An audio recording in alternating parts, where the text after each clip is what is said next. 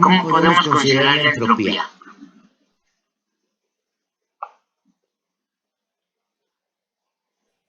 ¿Como aumento de energía? La interacción molecular que tienen mis partículas de aire.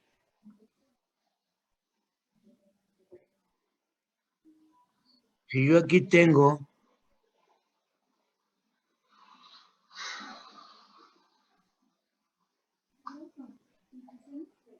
una botella, jóvenes. Ajá. Le quito la corcholata. Dejo que entre a su punto de a su estado de equilibrio. Y yo aquí tengo un movimiento de partículas X. Ese movimiento de partículas X va a ser igual al movimiento de partículas en el exterior. ¿Sí o no? Sí, profesor. Sí. Si yo tapo este envase, ajá, y le suministro cierta cantidad de calor, ¿qué estoy haciendo? Aumentando la entropía. Aumentando su entropía. Porque entonces aquí las partículas se van a empezar a mover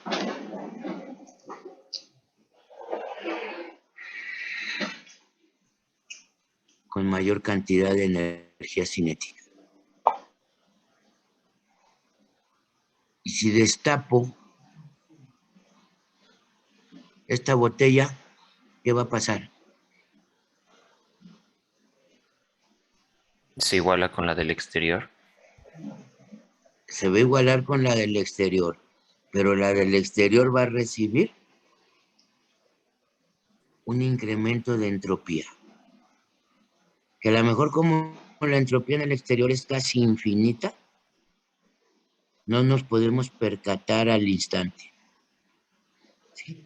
Pero que va a haber un cambio, va a haber un cambio. O sea, yo aquí tenía una entropía, pero esta es una fuente de entropía infinita, y cuando yo deje escapar esta, a lo mejor esa entropía que yo estoy dejando escapar es imperceptible en cuanto al sistema. Pero que estoy aumentando la entropía del universo, sí, porque esa entropía yo no la puedo ya destruir, no la puedo deshacer. Se dice que el universo empezó con una cierta cantidad de energía, y esa cantidad de energía sigue siendo constante, pero transformada a otras condiciones. El que yo ocupe una máquina de combustión interna está consumiendo esa energía inicial del universo. Lo estoy transformando en otra y estoy alterando esa condición inicial que teníamos a principios de que se empezó a analizar nuestra condición del universo. Pero bueno, aquí decíamos, de 1 a 2 yo tengo una admisión a presión constante. ¿Qué es lo que estoy haciendo? Simple y sencillamente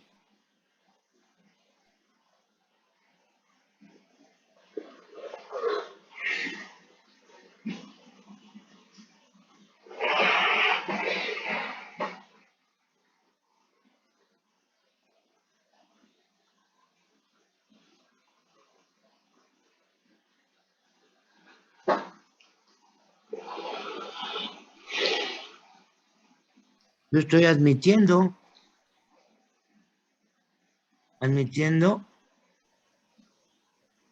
una cierta cantidad de mezcla a través de mi válvula de admisión. Ajá. Y esta mezcla viene de mi carburador y de la atmósfera. ¿A qué presión entra esa mezcla, señores? Constante. A presión constante y a presión barométrica. Entonces, la entropía en el interior va a ser igual a la entropía en el exterior, puesto que yo nada más estoy aumentando un volumen y en el momento en que paro mi cilindro, obtiene la presión constante. Y esa presión constante, como es igual a la barométrica, pues entonces decimos que la entropía en 1 y 2 es la misma, que va a haber un cambio de volumen, ¿sí? ¿Mi pistón de dónde a dónde va a ir, señores?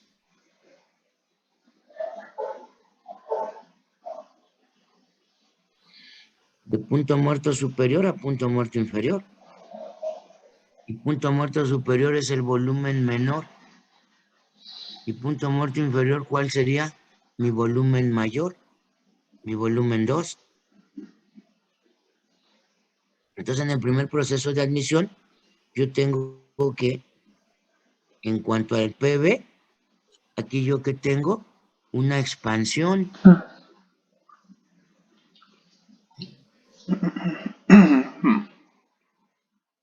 Mi sistema se está expandiendo a temperatura constante, puesto que T1 es igual a T2, y a entropía constante, ¿sí? Puesto que es un sistema abierto. Y una vez que llega al punto 2, ¿qué pasa con mi válvula de admisión? ¿Qué pasa cuando se termina la carrera de admisión? Se cierra. La válvula de admisión se va a cerrar, ¿sí? Mi válvula va a cerrar y en ese momento, ¿qué pasa con mi cilindro? Hace el proceso de compresión. Invierte su movimiento, porque yo tenía un movimiento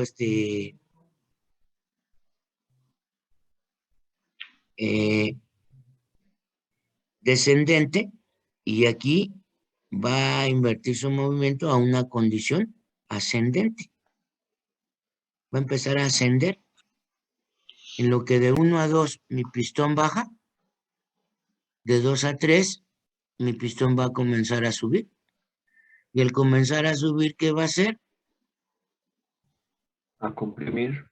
Va a empezar a comprimir, va a ir disminuyendo su volumen y como es un sistema cerrado, empieza a comprimir en un proceso adiabático.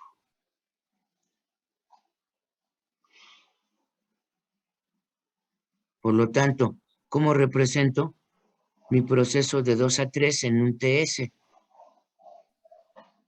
pasa cuando yo Con... comprimo un gas?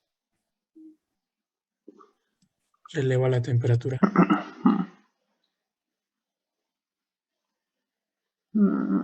La temperatura se va a elevar. ¿Y qué va a pasar con la entropía? Se queda igual, ¿no? No, señor. Aumenta. ¿Qué pasa? Tú aquí tienes ya cerrado tu sistema.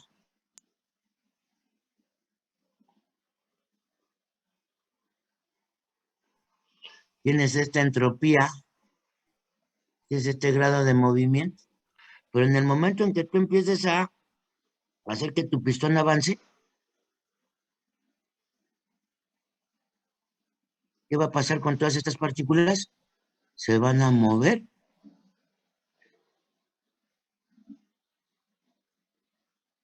con mayor cantidad de energía. ¿Por qué? Porque las estoy comprimiendo, porque las estoy, miento. No, sí tiene razón. Se queda igual. Esto sería si yo insertara energía. En este caso se queda igual, por lo tanto, la temperatura aumenta, pero la entropía se queda igual porque la energía que yo estoy metiendo, ajá, en este caso la energía interna, se va a transformar en energía mecánica o viceversa. La energía mecánica se transforma en energía en energía interna dependiendo del proceso. Entonces aquí yo tengo que vamos de 1 a 2, de 2 a 3. Ahí tengo un proceso isoentrópico, entropía constante. Aumenta la temperatura, sí. De 3 a 4, ¿qué tengo, jóvenes? Aumentan las dos, ¿no? En este caso, de 3 a 4, ¿qué estamos haciendo? Un ¿Cómo proceso es de un proceso expansión. isobárico, profe? Inflamando la mezcla a volumen constante.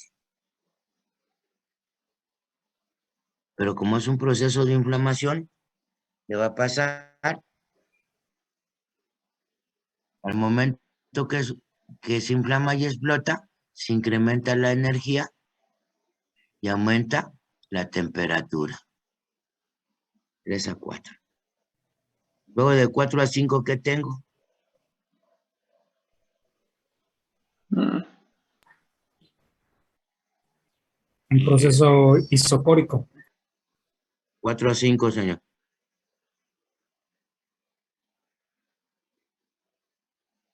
Sería un... ¿Es compresión, escape? no, A es ver, un adiabático, ¿no? Porque sí, la temperatura queda igual y sí, la temperatura disminuye y la entropía queda igual. exacto. Una expansión adiabática de 4 a 5, la entropía se mantiene, ¿sí? Y la entropía es la energía de ese sistema. Ajá. Entonces, en este caso, la energía calorífica se mantiene constante. ¿Por qué? Porque la energía interna se transforma en energía mecánica o viceversa. En este proceso de 2 a 3, la energía mecánica, la energía que yo aplico a mi sistema, se transforma en igual manera en energía interna. Y la entropía es energía. Entonces, la misma cantidad de energía que yo meto de energía mecánica, esta se transforma en energía interna, por lo tanto me dice que delta Q es igual a 0. ¿Por qué aquí me dice que la energía es 0? Porque ¿qué es delta Q, señores? Ahí es algo que muchos no logramos entender. ¿Qué es un delta Q? ¿Es el cambio de calores? ¿Sí? ¿Qué es el calor? Una forma de energía. Y aquí delta Q, ¿qué dice? Que el calor final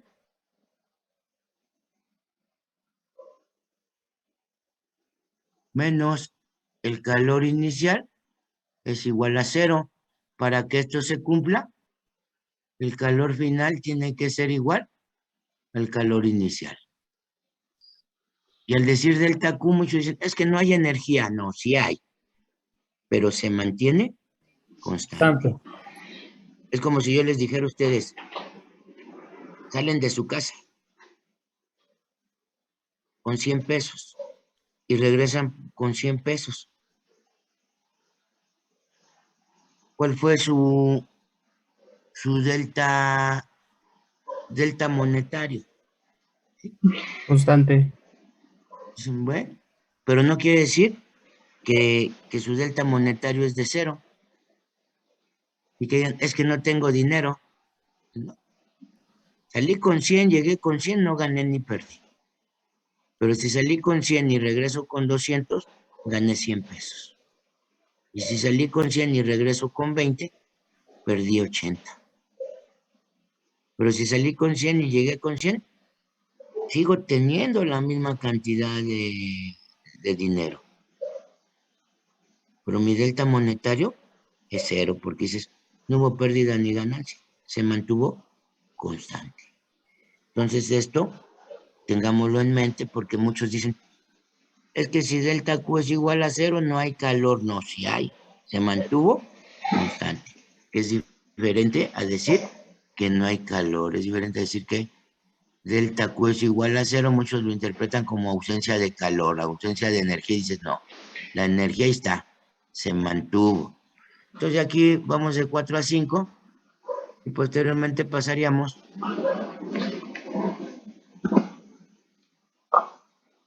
de 5 a 2, en donde ¿qué proceso tengo de 5 a 2, señores? Escape. Escape, primera fase. ¿Qué pasa de 5 a 2?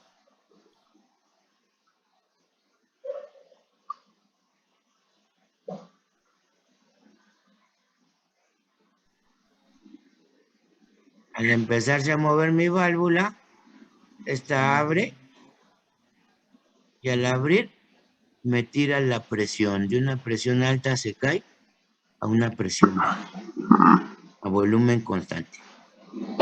Y una vez que mi pistón empieza su carrera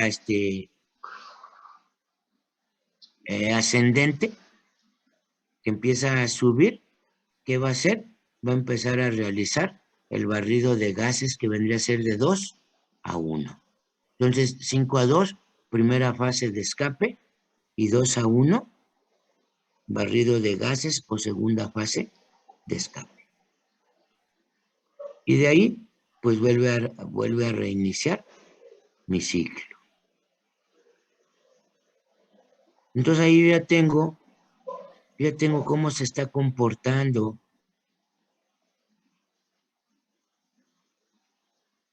ese ciclo.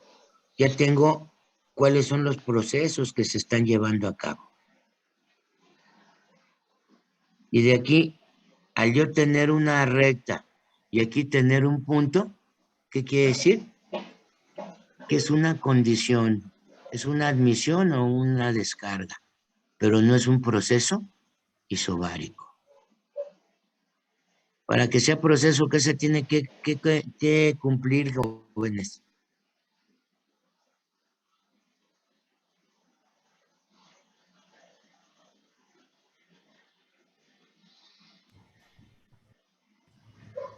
Que se llegue de un punto A a un punto B.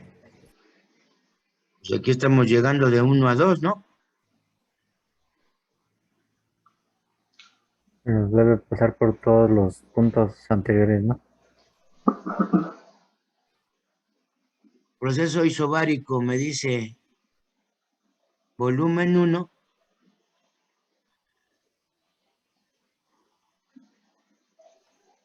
sobre temperatura 1 debe ser igual al volumen 2 sobre temperatura 2. Pero si yo tengo aquí que T1 es igual a T2, entonces ¿qué pasa? Si esto se tendría que cumplir, entonces aquí tendría que ser que B1 es igual a B2. ¿Es correcto esto, señores?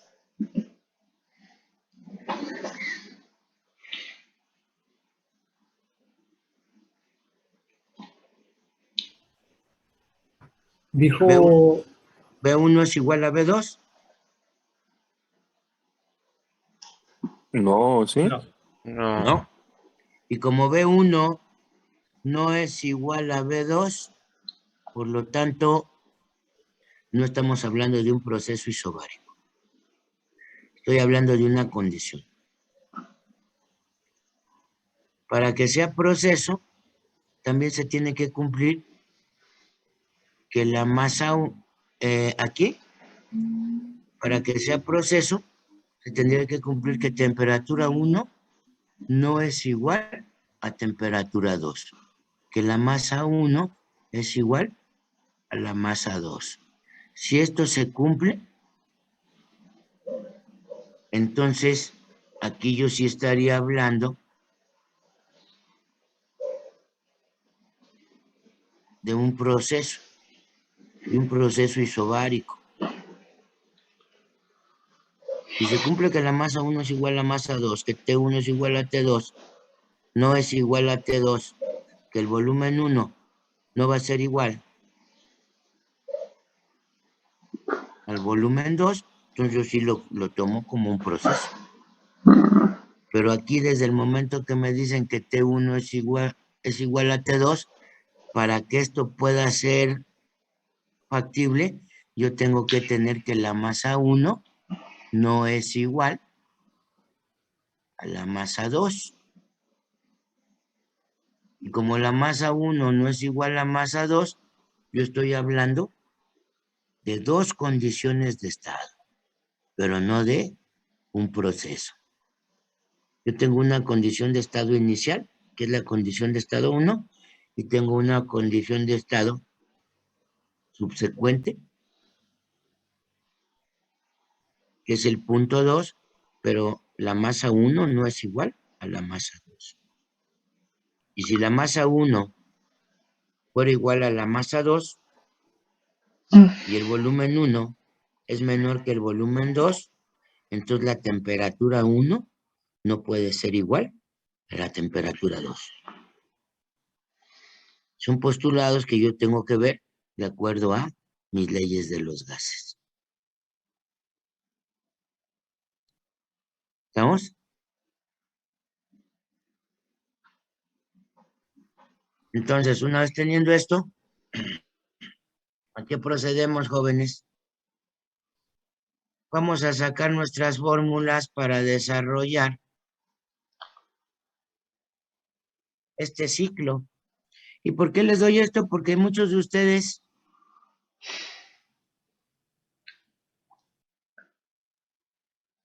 agarran y cómodamente dicen, no, voy a tener un examen de ciclo Otto, consigo un libro, saco las fórmulas y lo desarrollo, pero yo no sé ni cómo se llevó a cabo.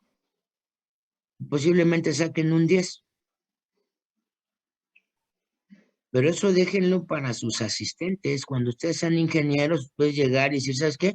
Aquí están las fórmulas, desarróllame este cálculo. Al rato vengo.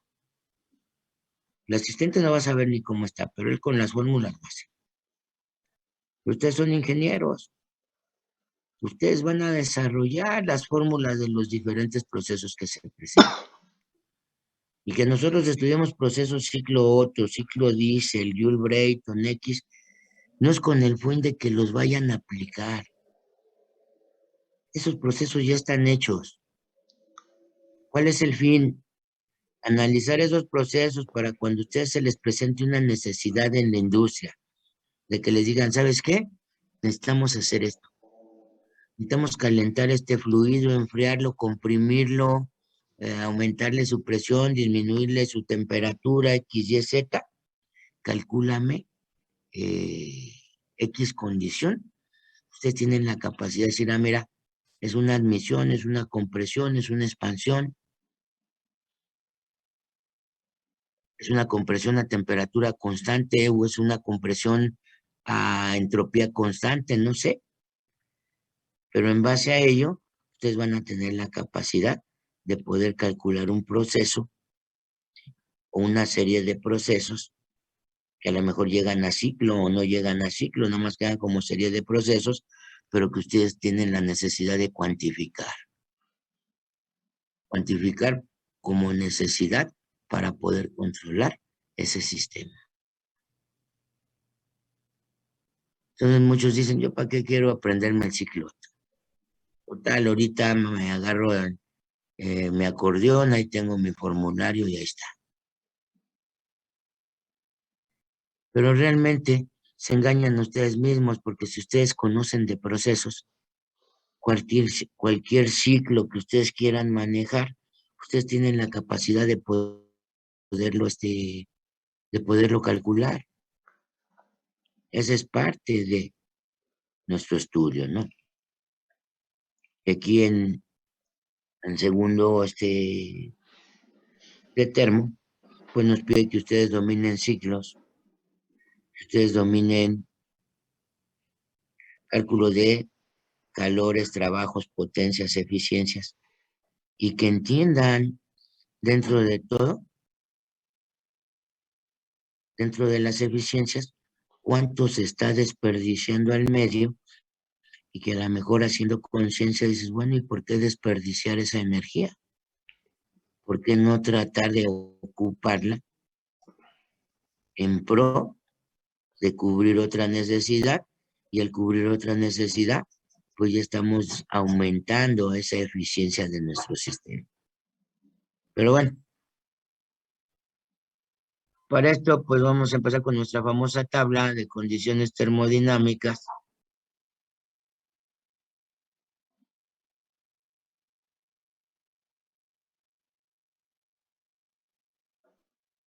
En donde aquí nosotros decimos qué sistema prefieren, señores.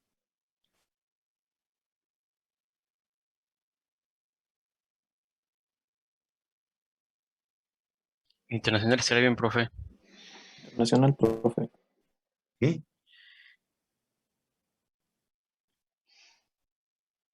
Presión, volumen, temperatura. Si yo quiero un sistema internacional,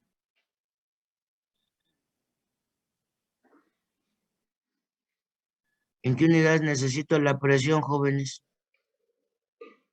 Kilopascales. Volumen metro cúbico, temperatura, acuérdense que para ocupar la ley de los gases tiene que ser temperatura absoluta y mi masa viene en kilogramos. Y aquí lo que vamos a hacer, vamos a deducir las fórmulas para poder calcular este ciclo. Ajá. No sé si con ustedes había manejado lo que era el cálculo de la R, señores. ¿Cuál es nuestro fluido de trabajo? Gasolina. No. Porque entonces, ¿por qué se te ahogó un carro? ¿Qué pasa cuando es que se ahogó la máquina?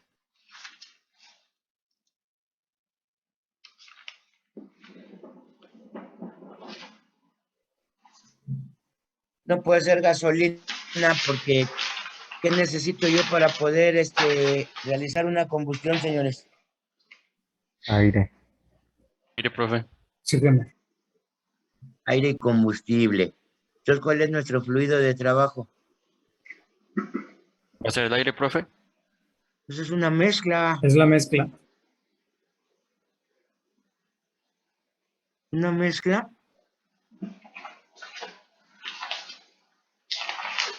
Aire, gasolina. Y para que esta mezcla sea ideal, ¿qué necesito?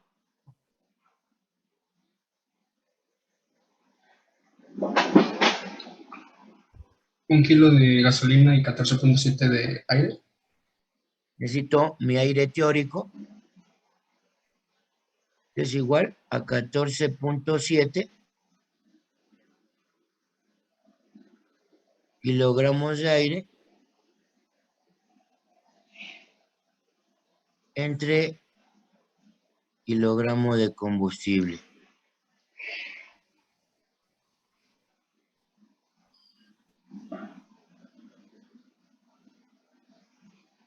Y si yo estoy manejando una mezcla como fluido de trabajo, ¿qué necesito?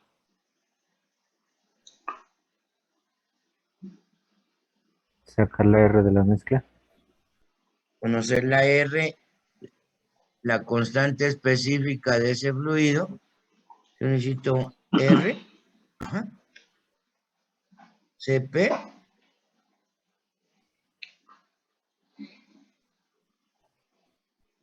y CB.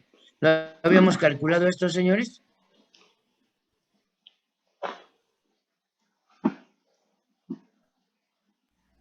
Ya. ¿Sí lo habíamos calculado? Sí, profesor. Ok. ¿Cuánto nos valía la R de la gasolina?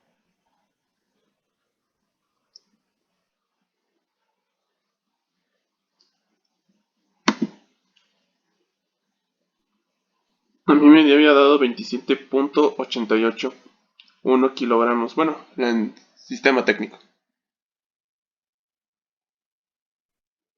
.88 kilogramo metro sobre kilogramo Kelvin.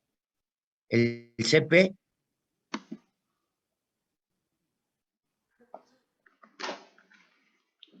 A mí me dio 1.05 kilojoules sobre kilogramo Kelvin.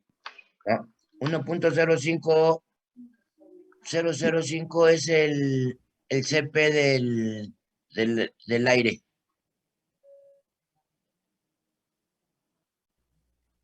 A mí el CP me dio 1.0485.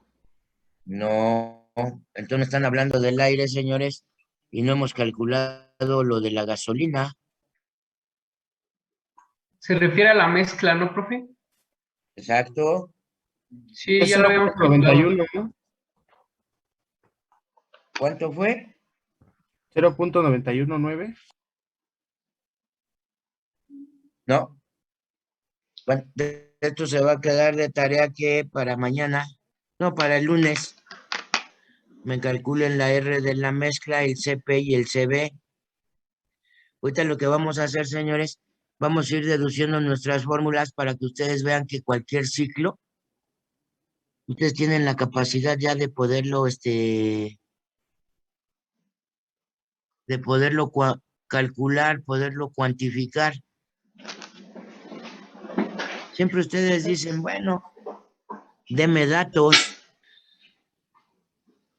En todos los problemas que vienen resolviendo hasta la fecha, desgraciadamente cometemos el error de siempre darles el dato. Pero ¿por qué no ustedes calcularlo?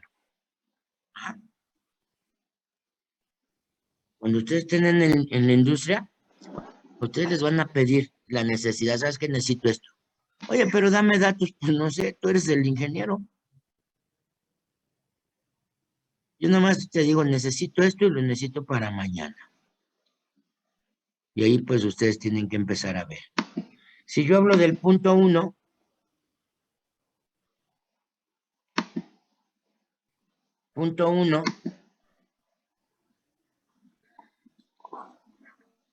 ¿cuál sería mi primera necesidad?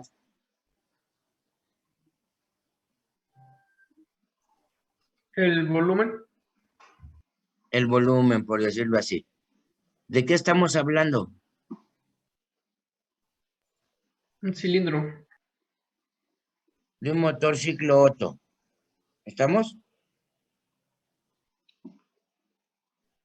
Cuando tú tienes un motor, ¿cuáles son las características que tienes inmediatamente a la mano?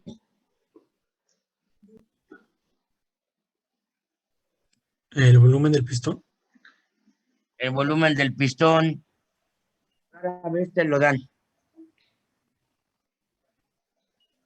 Más bien te dan la capacidad volumétrica total de ese motor. ¿Y qué sería la capacidad volumétrica total?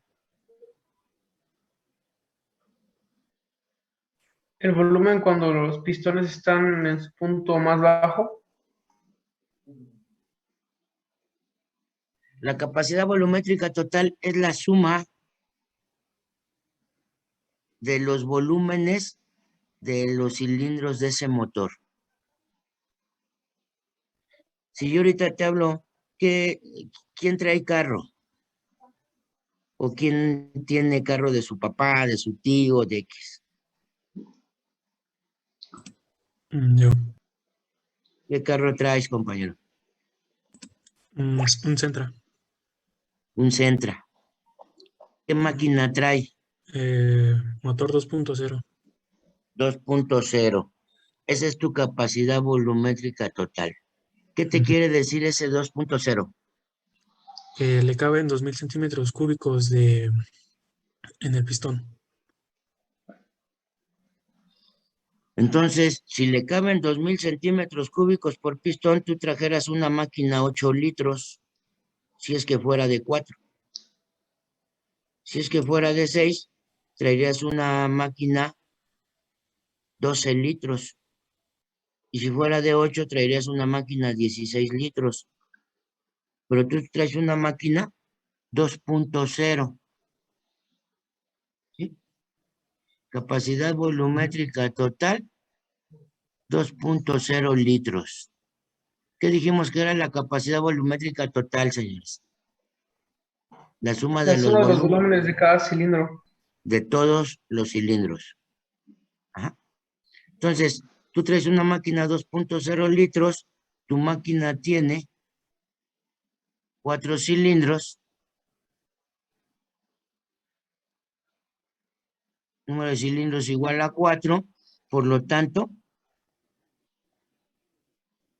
volumen total de un cilindro, 0.5 litros. Ese sería el volumen que le cabe a tu cilindro. ¿Sí? 2.0 litros entre 4 me da 0.5. A cada cilindro le cabe medio litro. Ajá. Pero este volumen total, ¿dónde estaría situado en mi diagrama PV?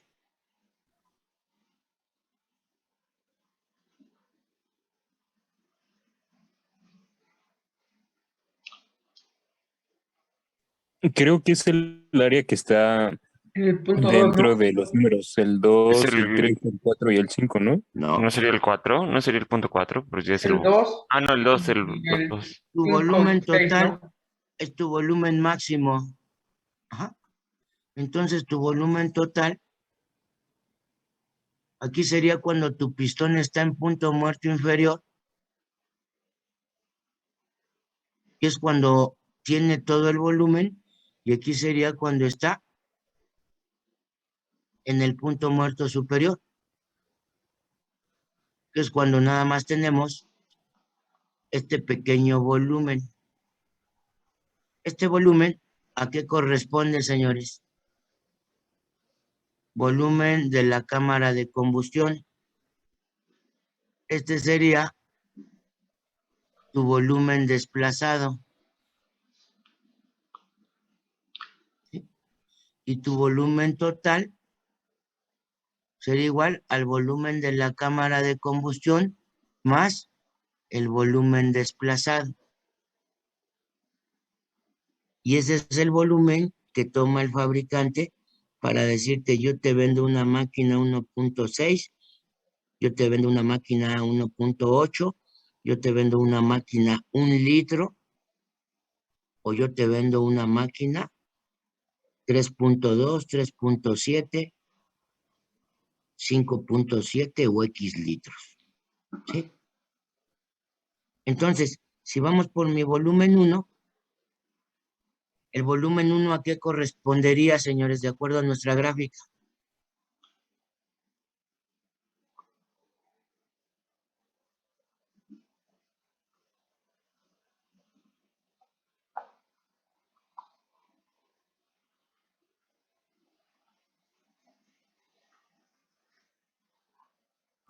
Al punto 1.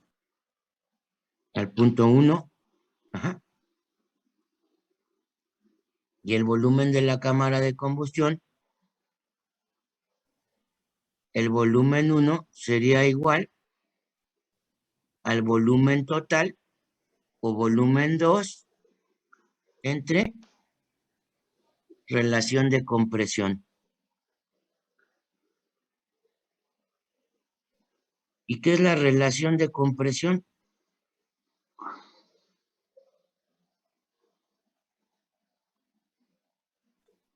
Es qué porción de volumen tiene la cámara cuando está el pistón en el punto más alto, comparándolo con el volumen del pistón cuando está abajo, ¿no? Exacto. O en su defecto, dicho en otras palabras, es el número de veces que cabe la cámara de combustión en el volumen total. Si yo aquí lo veo así en el ejemplo, yo tendría una relación de compresión de ¿cuánto? De 4. ¿Sí?